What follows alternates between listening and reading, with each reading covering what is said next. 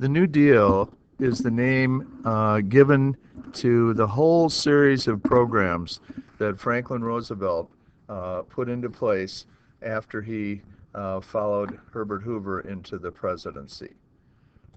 Um, the election of 1932 was an enormous landslide, as you can see. It was obvious that Hoover was not going to be reelected. He had presided over an economic disaster, and he really didn't have any clear idea of what to do about it. He tried some things, they didn't work at all.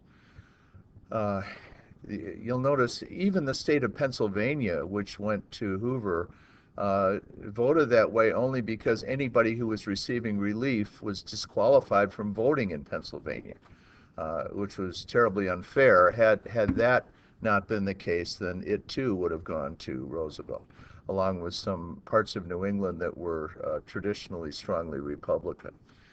Um, Congress acted very quickly uh, after the election. They passed two constitutional amendments, which were rapidly ratified by the states. The first one, the 20th Amendment, moved the date of inauguration from March 4th, which is specified in the original Constitution, to January 20th, which is what it is today.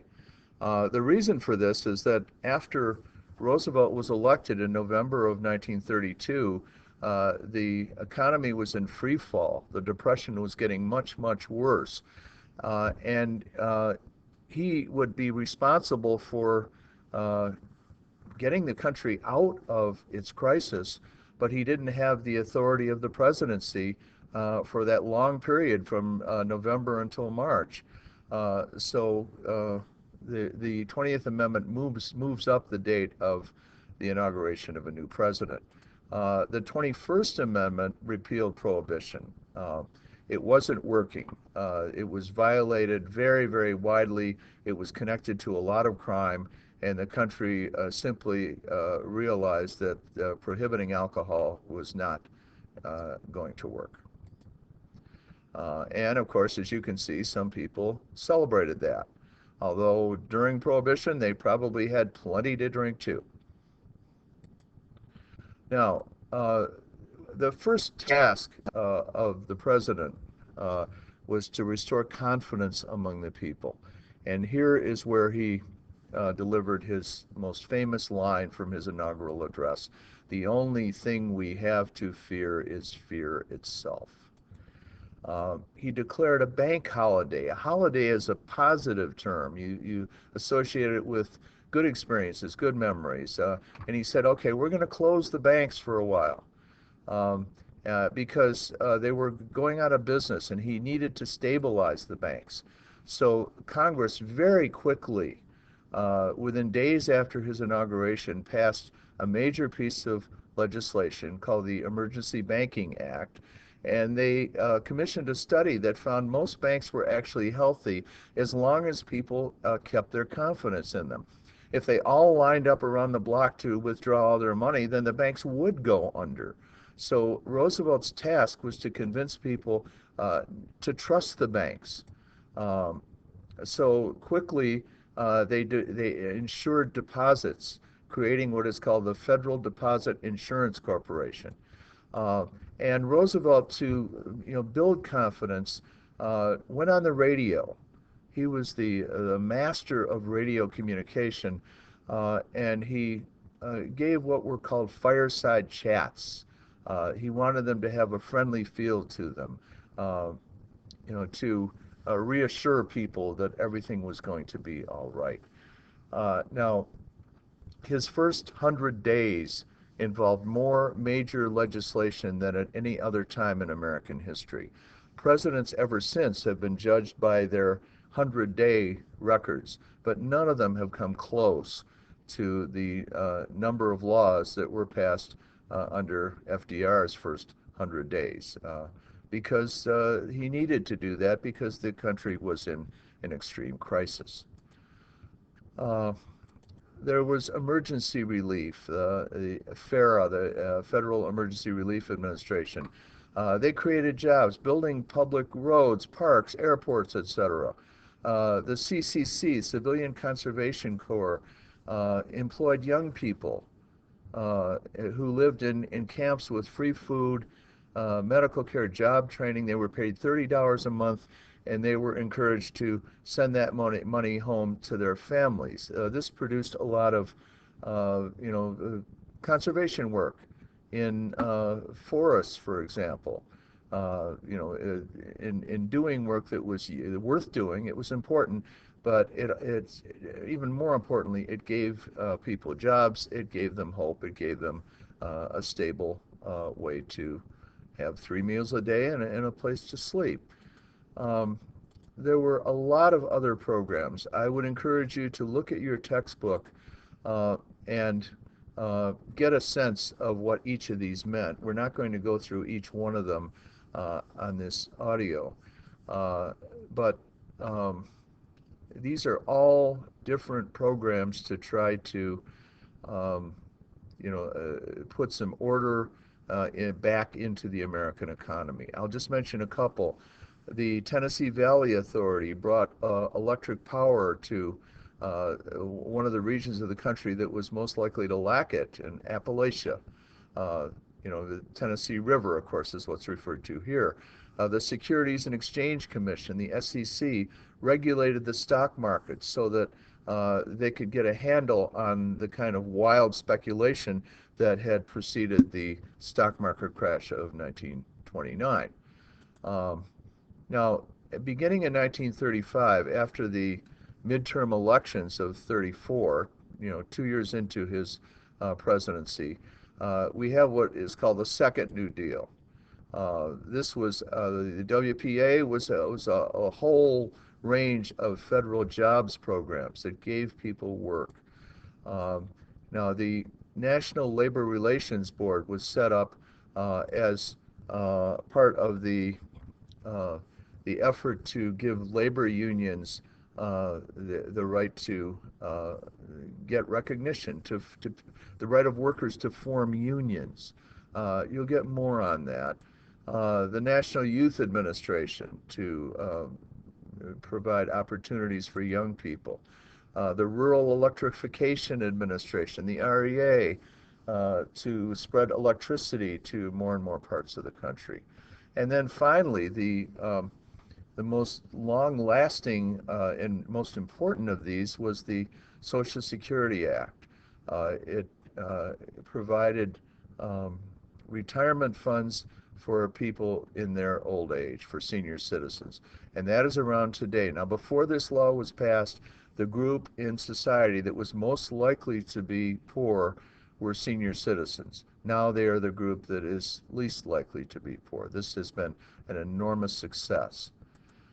The Farm Security Administration tried to help people from losing their farms. Um, Now, let's talk more about the National Labor Relations Act, also known as the Wagner Act that I mentioned a minute ago. It created the National Labor Relations Board, and this gave the right to collective bargaining, to bargaining with employers as a group, and closed shops. That meant if you're going to work at this place, you have to be a member of the union. This would be attacked later on, but this is what was established by the Wagner Act. It banned spying against unions, blacklisting. These were common techniques to fight unions that were done by employers all the time. Um, Now, the system was this. If 30% of workers in a particular bargaining unit, that means a company or an industry or part of a company, if 30% of them signed union cards saying we want this union to represent us, then the National Labor Relations Board would supervise a secret ballot election. It wouldn't be run by the company or by the union. It would be run by this federal agency. And they would vote yes or no on the union. And if they got 50% or more to vote yes, then that union would be certified as the bargaining agent for those workers. This is a fundamental defense of the right of workers to form unions. Now, union membership went way up as a result of this. In 1933, it was only 3 million. It went up almost fourfold in 8 years. Uh, and by 1945, 46% of the whole, or 36% of the whole workforce was unionized. Now it's down much lower. As of 2019, it was down to 10.3%, down over 70% from 1945. That's a whole story in itself. And along with this decline in union membership has come a drastic increase in income inequality, and the rich getting richer and the poor getting poorer because unions fight that. Now, in 1936, Roosevelt's programs were obviously highly popular. He won this enormous landslide nationwide over the Republican Alf Landon. Now, there were problems early in his second term. The economy retreated from the gains it had been making in 1937.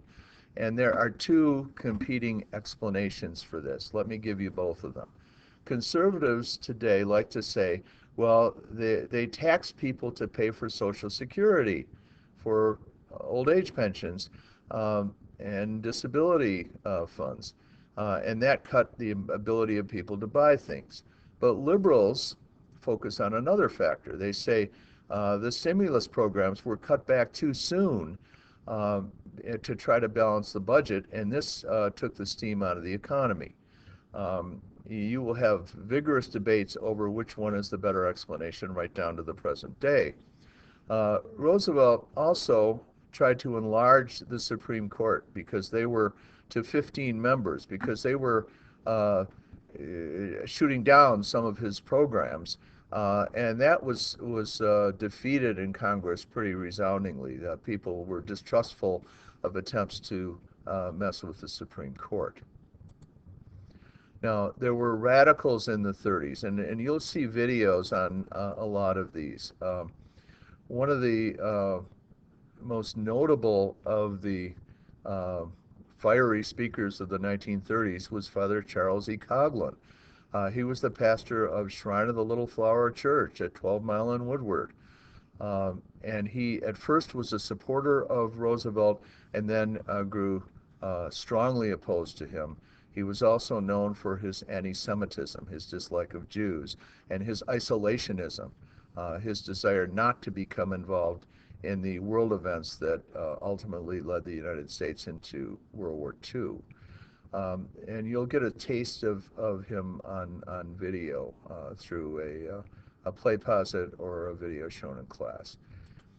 Now, within the labor movement, the American Federation of Labor had some members that were challenging its policies, and they broke away and formed the CIO, the Congress of Industrial Organizations.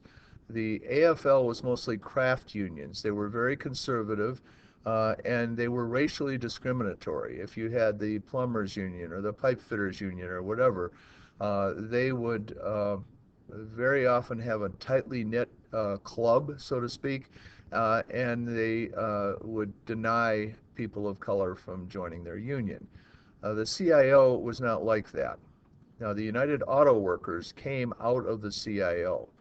And again, this is another subject for video, but General Motors was the most powerful of all the automakers, and UAW members sat down. They sat in the factory, which means GM couldn't use it for anything else, in 1936-37.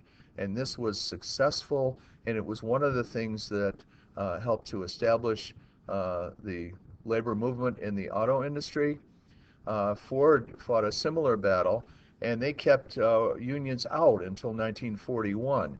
This was a violent confrontation in Dearborn that you can read about separately. Now, in 1938, there was a landmark piece of labor legislation passed by Congress under Franklin Roosevelt.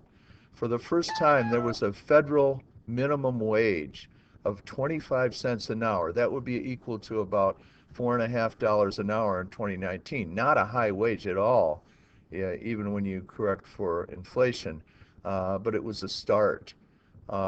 They said if you're going to be working more than 40 hours a week, you're going to have to be paid time and a half, your regular hourly rate plus 50%.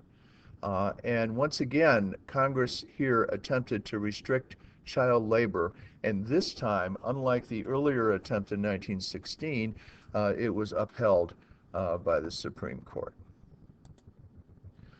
Now, the New Deal provided a tremendous number of services for a lot of people, but there was also a good deal of racism in the New Deal that we need to look at.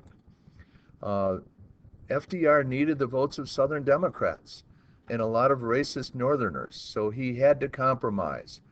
I don't believe that he was a racist himself, but he had to compromise with racists in order to get his legislation passed.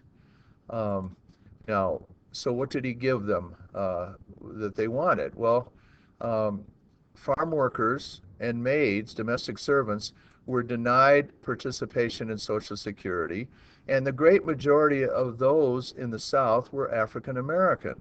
So this is clearly targeted at them. These same two groups were denied the right to unionize as protected under the Wagner Act that we've already discussed. And they were denied coverage under the minimum wage law. So if you worked as a sharecropper, there was no obligation, or a maid, in somebody's home, there was no obligation to pay you even 25 cents an hour. They were denied the protection of a 40-hour work week, which is also in the Fair Labor Standards Act. Now, in 1944, when Congress passed the GI Bill, that gave access to education to anybody who had served in the military during the war. The benefits were administered by local officials, and they included white Southerners who could discriminate as they pleased. And you couldn't get any college benefits unless you were admitted to college, and there were huge barriers to those admissions for African Americans and Latinos as well. So, the Roosevelt gets points for taking some steps that needed to be taken, but we have to point out that they were racially very discriminatory. Now, they also discriminated in federally guaranteed home loans. The federal government offered home mortgages to people. Now, this is a map. They published maps for all kinds of major cities in the country. Now, you'll notice the areas in green are the wealthy areas. This is a map of metropolitan Detroit. In blue, they're called second grade. There was one notch above the wealthy areas like the Grosse Pointes over here, for example.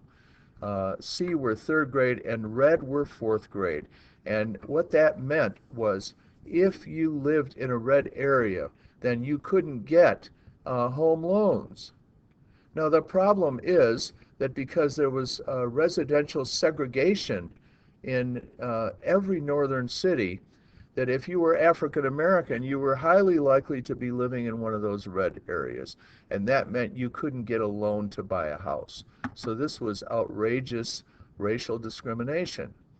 Now, how open were these attitudes? Well, let me read you a quote from a Democrat from Florida. He was talking about the debate over the Fair Labor Standards Act and whether it would include African Americans. He said, you cannot put the Negro and the white man on the same basis and get away with it. So Southern Democrats, whose votes FDR needed, were simply not going to go along with any kind of racial equality or racial justice. That's the unfortunate reality that we need to talk about here.